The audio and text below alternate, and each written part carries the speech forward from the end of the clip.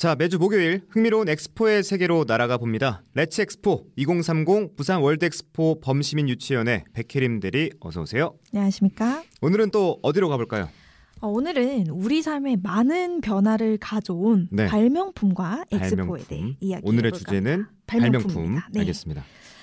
시작하면서 매번 에펠탑 얘기를 조금 빼놓을 수가 없는 것 같아요. 그렇죠. 매주 나왔어요. 그러니까요. 오늘도 에펠탑에 이제 엘리베이터가 설치됐다는 거 한번 말씀드려보고. 얘는 뭐 거의 시작할 때마다 나오네요. 에펠탑은. 상징적일 수밖에 없는 것 같아요. 오케이, 좋아요. 그러고 이제 최초의 엑스포였던 영국 수정궁 엑스포에서는 지금 우리가 사용하는 화장실에 조금 그 옛날 버전이었던 수세식 화장실을 최초로 선보이기도 했고요. 또 샌프란시스코 엑스포에서는 장거리 전화통화 시연이 최초로 이루어지기도 했습니다. 전화통화까지. 네. 이렇게 엑스포를 통해서 이제 대중들에게 알려지게 된 여러 가지 신기술, 발명품에 대한 이야기, 또 그런 자기의 기술을 선보였던 세계의 천재들의 이야기를 오늘 조금 나눠볼까 합니다. 좋습니다. 신기술과 천재적인 발명가들에 대한 이야기 기대가 되는데 어디서부터 출발해볼까요? 지금도 사람들 손에서 빼놓지 않는 물건부터 한번 시작해 보도록 하겠습니다. 뭐죠? 바로 핸드폰, 그 시초가 되었던 전화기 이야기. 전화기 얘기. 시작해 보겠습니다. 방금 저희가 샌프란시스코 엑스포에서 장거리 전화 통화 기술이 최초로 시연되었다고 말씀드렸었는데, 그렇죠. 전화기와 이제 엑스포, 이 전화기의 역사와 엑스포가 사실은 뗄 수 없는 관계에 있습니다. 그래요? 전화기를 발명한 사람, 그리고 전화기 특허를 취득한 사람, 최초의 인물이 있습니다. 누굴까요? 알죠. 그 정도는 저도 좀 압니다. 벨. 네, 맞습니다. 플레임을 하면 알렉산더 그레이엄 벨. 맞습니다. 이 벨이 자신이 발명한 전화기를 대중 앞에 처음 공개했던 것이 1876년 필라델피아 엑스포였습니다. 관람객 앞에서 직접 통화를 시연했다고 해요. 그 얼마나 떨리는 순간이었을지 상상도 안 가는데요. 그렇게 시연 이후에 발명품 대상을 수상하게 됩니다. 당시 심사위원 중 한 명이었던 브라질 황제였어요. 페드로 2세가 소화기에서 흘러나온 벨의 목소리. 사느냐 죽느냐 그것이 문제로다. 이 대사를 읊었다고 해요. 그러면서 이 물건이 말을 하네? 이러면서 엄청 놀랐다는 일화가 전해지고 있는데요. 당시에는 뭐 물건에서 그렇게 목소리 나올 일이 없었으니까 굉장히 놀랐을 법합니다.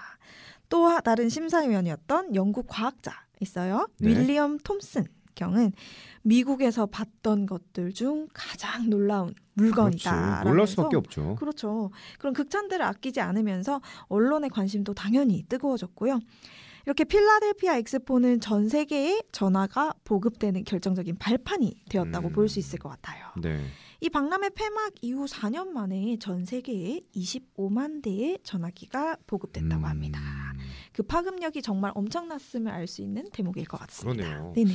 이후에도 전화기와 통신기술의 발전 과정에 엑스포가 큰 역할을 했을 것 같은데 어떻습니까? 아무래도 이 벨이 성공적으로 시연을 마친 만큼 그 이듬해 1877년에는 지금 AT&T라고 회사 들어보셨을까요? 그 전신인 벨 전화회사를 설립했습니다. 그러면서 이제 전화선, 전화교환대, 지하 전화선, 동전 전화기 같은 계속 업그레이드된 기술을 개발하고 상품화해 나간다고 보실 수 있겠고 그 결실을 또 한 번 엑스포를 통해서 선보이고 또 전파되고 이런 과정들이 계속 반복되는데요. 그렇군요. 간단하게 말씀드리면 1893년 시카고 엑스포에서는 미국 동부죠. 보스턴과 뉴욕을 연결하는 최초의, 당시에는 그게 장거리였어요. 그죠? 최초의 장거리 통화를 시연했고 또 얼마 뒤인 1915년 샌프란시스코 엑스포에서는 조금 더 긴 거리인 대륙을 횡단하는 전화선을 개통하게 됩니다.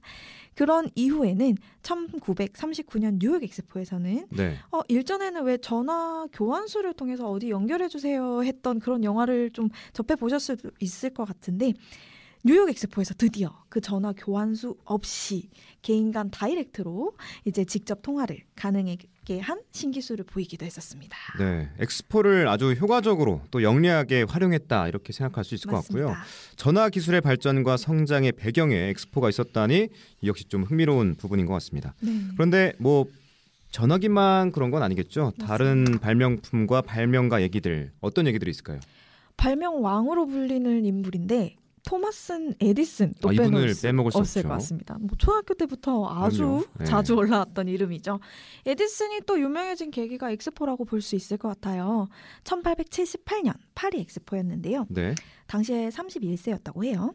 뭐 전구, 확성기, 아주 기초 형태의 축음기를 출품했는데 이 축음기는 사실은 1876년 2년 전인 필라델피아 엑스포에 아까 방금 말씀드렸던 벨의 전화기에서 아이디어를 얻어서 발명했다고 합니다. 그 전화기의 아이디어를 얻어서 축음기를 발명했다고요? 네, 약간 뭐 소리 이런 게 조금 연결돼 있는지 과학자가 아니라서 잘 모르겠지만 네. 이렇게 엑스포와 이중 삼중 인연을 맺고 있다고 볼 수 있을 것 같고 전구도 마찬가지인데요. 에디슨이 전구로 유명하잖아요. 그럼요. 이 전구 1878년 파리 엑스포 출품한 이후에 11년 뒤에 더 성대한 규모로 또 네. 알리게 되는데 에펠탑 전체를 에디슨이 필라멘트 전구로 화려하게 꾸미면서 뭐 지금은 우리 뭐 레이저도 쓰고 하지만 네. 당시에는 이제 전구로 아주 그래도 화려하게 예뻤겠다. 네. 그때 당시에는 진짜 혁명적이었겠는데요. 그렇죠. 네. 그렇게 이제 에디슨이 뭐 엑스포의 스타다라고 말할 수도 있을 것 같습니다. 네. 이렇게 이 많은 발명품들이 우리 일상 속으로 이제 파고들고 알려지고 대중들이 가깝게 느끼는 데에 큰 일조를 했다고 볼 수 있겠습니다. 네, 또 에디슨과 한때 그의 조수로 일했던 테슬라가 벌였던 전류 전쟁도 유명하다고. 네. 그 전장이 또 엑스포였다면서요? 맞습니다. 1893년 시카고 엑스포가 바로 그 전쟁터였다고 보시면 될 것 같은데 에디슨과 테슬라가 아주 크게 맞붙었다고 보시면 될 것 같습니다. 어떻게 맞붙었나요? 지금 그 두 분은 사실 원래는 니콜라 테슬라가 좀 길게 얘기를 하면 니콜라 테슬라는 에디슨의 조수로 일했었는데 이제 일하면서 이제 여러 가지 전류 실험을 하다가 에디슨의 직류 방식의 전기보다 또 자신이 개발한 교류 방식의 전류 방식이 좀 더 우수하다 이런 것들을 알리면서 이 전류 전쟁이 시작되게 되었는데요. 네.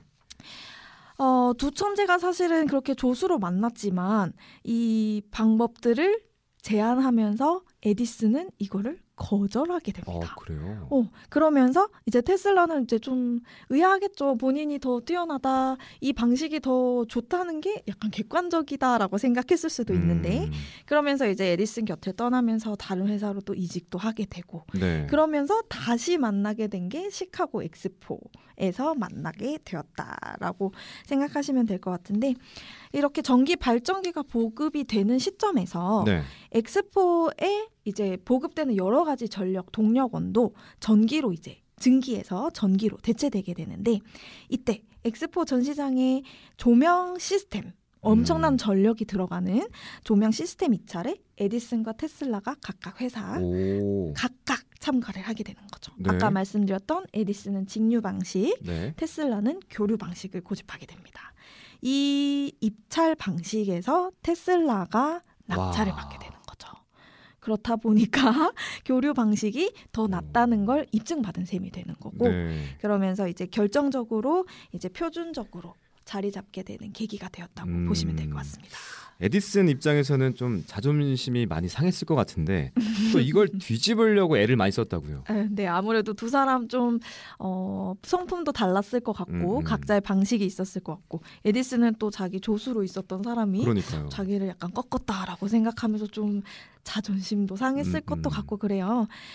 테슬라가 좀 연구에 굉장히 몰입해서 더 나은 이런 것들을 연구했다는 스타일이라고 사람들이 얘기하는 반면 에디슨은 자신이 발명한 상품에 대해서 널리 알리고 이제 상품화, 산업화 하는데 좀 재능이 또 남달랐던 것 같습니다. 그러면서 이제 전류 전쟁에서도 에디슨은 사실은 자기 직류 방식이 더 낫다라는 걸 채택시키기 위해서 많은 애를 썼다고 해요. 교류 방식이 위험하다는 등 이런 자료들을 배포하기도 하고 선전을 하는 거죠. 와, 완전 전쟁이네요. 네, 로비도 했다고 하는 등 방해 공작 여러 가지들이 많았다고 하는데 그럼에도 불구하고 테슬라의 교류 방식의 그 장점이 조금 엄청나다 보니 인정받게 되고 이제 발전과 송전의 세계 표준으로 자리매김하게 된 것 같습니다. 네, 에디슨과 테슬라 세계의 천재들이 펼친 불꽃 튀는 대결, 마치 오늘날 애플과 삼성 사이의 기싸움을 보는 듯한데 엑스포가 이렇게 기술력 대결의 장을 제공하고 도약의 발판 역할을 했다는 사실 매우 흥미진진합니다. 자, 벨에 이어 에디슨과 테슬라까지 왔는데 준비한 이야기 반도 못했습니다. 이외에 엑스포를 통해서 날게 되는 발명품과 발명가들이 여럿이 있다고 하는데 오늘은 여기까지 하고 다음 주에 엑스포를 무대로 펼쳐진 첨단 기술의 향연 좀 더 이어가 보도록 하겠습니다. 네. 자, 지금까지 2030 부산 월드엑스포 범시민 유치위원회 백혜림 대리 함께했습니다. 귀한 말씀 고맙습니다. 감사합니다.